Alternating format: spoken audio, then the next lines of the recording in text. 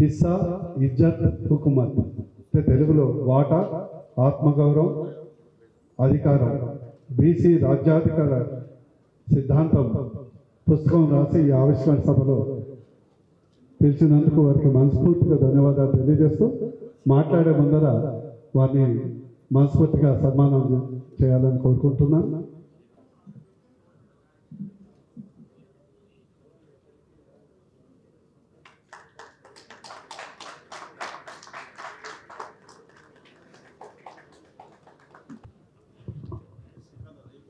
అదేవిధంగా వేదిక మీద ఉన్నటువంటి పెద్దలు బండ ప్రకాష్ గారు, డిప్యూటీ స్పీకర్ మసూదాన్ చార్ గారు, ఎమ్మెల్సీ మరియు మాజీ స్పీకర్ పెద్దలు జస్టిస్ ఈశ్వరయ్య గారు, అదేవిధంగా వేదిక మీద ఉన్నటువంటి బాలరాజ్ గారు, తాడూరు శ్రీనివాస్ గారు, అదే శ్రీనివాస్ గారు, వెంకట్ గారు, గౌరీశంకర్ గారు, పూర్ణచంద్ర గారు, శ్యామ్కౌర్ రాజ్ గారు, కిరణ్ గారు, కేవి గౌడ్ గారు, సోదరి మీ పేరు వసుమతి గారు, మరియు పాత్రికేయ మిత్రులకు, బీసీ కుటుంబ సభ్యులకు అందరికీ మనస్ఫూర్తిగా నమస్కారం. 2-3 చెప్తాను. నేను వృత్తిరీత్యా డాక్టర్ని కాబట్టి ఇది నాకు ప్రాబ్లం అనిపిస్తుంది, సమస్య.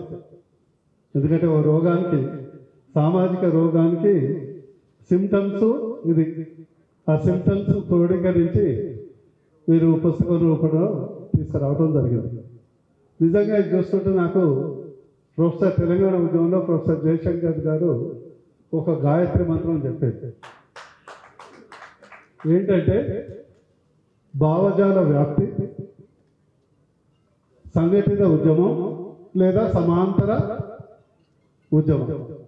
ఇప్పుడు బీసీలు కూడా అవలంబించాల్సిన అవసరం సేమ్ ప్రిన్సిపల్ ఉందని ఈ సందర్భంగా మీకు మనవి చేస్తున్నాను.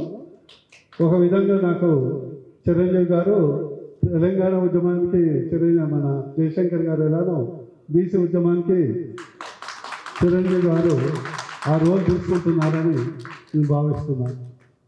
ఇక పోతే నాకు ఎప్పుడూ అనిపించేది ఏంటంటే రాజకీయాలు వచ్చిన తర్వాత అధికారం అడుక్కుంటే రాదు, అధికారం అడుక్కుంటే రాదు, పోరాడుతూనే వస్తుంది.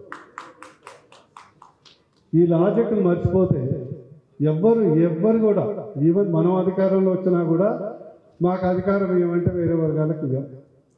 ఇది ఫండమెంటల్ లాజిక్.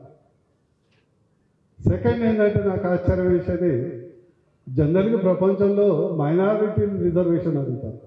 మన దురదృష్టం ఏంటంటే 56% ఉన్న వాళ్ళు రిజర్వేషన్ గురించి ఆరాటపడతాం.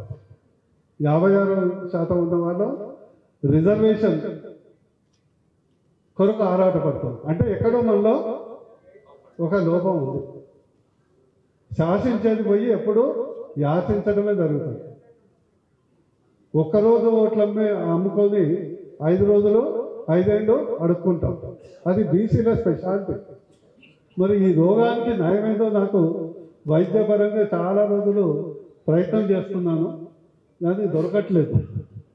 ఎందుకంటే ఈరోజు తెలంగాణ రాష్ట్రంలో 3,20,00,000 ఓట్లు ఉంటే మినిమం 1,70,00,000 ఓట్లు బీసీలు ఉంటాయి. అందులో 30% వేసుకున్నా కూడా 60 మంది ఎమ్మెల్యేలు ఉంటారు. అది మాత్రం మాట్లాడాలి, అది మాత్రం ఆ ఒక్కటే అడగదు. అందుకొరకు నేను గమనించింది ఏంటంటే, నేను ఎప్పుడు చెప్తుంటాను, పైసలు ఉంటే పవర్ వస్తుంది, పైసలు ఉంటే పవర్ వస్తుంది, పవర్ ఉంటే పైసలు వస్తాయి, సోయి ఉంటే 2 వస్తాయి. పైసలు ఉంటే పవర్ వస్తుంది, పవర్ ఉంటే పైసలు వస్తాయి, సోయి ఉంటే 2 వస్తాయి. మనకు కావాల్సింది సోయి. అంటే అచ్చ తెలంగాణ భాషలో మీరు చైతన్యం అనొచ్చు, ఇంకేదన్నా భాష అచ్చ తెలంగాణ అని చెప్తున్నాం. దాని కొరకు ప్రయత్నం చేయాలి, దాని కొరకు ప్రయత్నం చేయాలి. ఎప్పుడైతే ఓటు సోయి వస్తుందో, ఇప్పుడే ఒక్క చేసి పాపం ఎంతో కష్టపడి ఇక్కడి నుంచి పుస్తకం, ఈరోజు పుస్తకం 200 రూపాయలు పెట్టి కొనుక్కోలేమా? 2 కోట్ల మంది ఉన్నాం. 1,00,000 పుస్తకాలు ఆయనకు చేయాలంటే మరి వారి 1,00,000 పుస్తకాలు ముద్రించడానికి ₹1 కోటి అవుతాయి. మరి ₹150 పెట్టి మనం పుస్తకం కొనుక్కోలేమా? ఆ సోయి మనకు లేదా? ఆ సోయి లేదా? అదే మనం పార్టీ మీటింగ్లు అయితే సొంత వెహికల్స్, సొంత పైసలు, సొంత సర్దీలు పెట్టుకొని, సొంత ఫ్లెక్సీలు పెట్టుకొని పోతాం. కానీ మనకరికి వస్తే ఎవడు మీటింగ్ పెడతాడు, ఎవడు తిండి పెడతాడు, ఎవడు వెహికల్స్ పెడతాడు, ఎవడు డిఏ ఇస్తాడు, ఎవడు టీఏ ఇస్తాడు. ఇక రాజ్యాధికారం ఎక్కడ రాదు. అందుకొరకు నేను విజ్ఞప్తి చేసేది ఒకటేంటంటే, ఈరోజు భావజాల వ్యాప్తి కొరకు ఒక పుస్తకం రూపంలో వాళ్ళు తేవటం జరిగింది. దయచేసి మీరు అమెజాన్, ఫ్లిప్కార్ట్ దాంట్లో పెట్టండి. అందరూ మినిమం రాజ్యాధికారం చేసేలో భాగంగా పుస్తకం కొని చదవండి, చదివించండి. పుస్తకం కొని చదవండి, చదివించండి. ఇక తర్వాత మిగతా అంశాలు. అందుకొరకు ఈరోజు నేను ప్రధానమంత్రి ఎంపీగా ఉన్నప్పుడు దాదాపు 7 సార్లు కలిశాను. అనేక సార్లు ఎప్పుడు ఆయన నేను ఒంటరి కలిసినప్పుడు కూడా ఆయన చాలా ఫ్రీగా మాట్లాడేది. ఎందుకంటే నేను జనరల్లీ ఇష్యూ బేస్డ్ మాట్లాడేది, బీసీ అంశాల మీద ఎక్కువ మాట్లాడేది. ఎన్సీబీసీ కొరకు అప్పుడు కాన్స్టిట్యూషన్ స్టేటస్ రాజ్యాంగ హోదా కొరకు చాలాసార్లు కలిశాను. ఆయన ఎప్పుడు అనేది మై నాయకరేతో ఫోన్ కడితే డాక్టర్ సాబ్ జరూర్ కరుంగా. కానీ ఆయన ఒకటి చెప్పేది, నేను ఎప్పుడంటే నేను చెప్పాను, సార్ మీరు ఇంత మెజార్టీ బీజేపీకి రావడానికి కారణం పార్టీతో పాటు మీరు ఒక బీసీగా పార్టీలకు అతీతంగా చాలామంది చూశారు, అందుకొరకు మీరు బీసీలకు చేయాలి అని. అంటే ఆయన ఒకటి చెప్పాడు, మీతో పాల్గొని చాలామంది తెలియదు. డాక్టర్ సాబ్ ఆయన చెప్పిన మాట అప్నే లో సడకం పే నయ్యాత అంటే మా వాళ్ళు రోడ్ల మీదకి రారు. 1,00,000 మందిని మీరు తీసుకొచ్చి ఢిల్లీలో హల్లాగుల్లా చేయండి, మీరు అనుకునే ఆటోమేటిక్గా నేను చేస్తాను. 1,00,000 మంది ప్రధానమంత్రి స్వయంగా చెప్పింది కరెక్టా కదా? మనం రోడ్ల మీదకి రాము.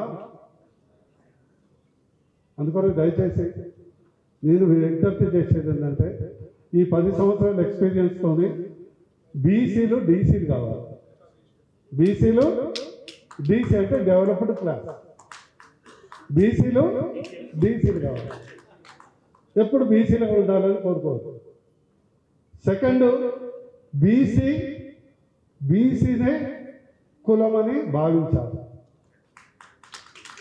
ఎవరైనా కులం ఏంటంటే ఫస్ట్ హిందూ, తర్వాత బీసీ. నీ కులము ఉపకులము కావాలి. నీ కులము పరస్పరము బీసీల మధ్యన వివాహ సంబంధాలు పెంచుకోండి.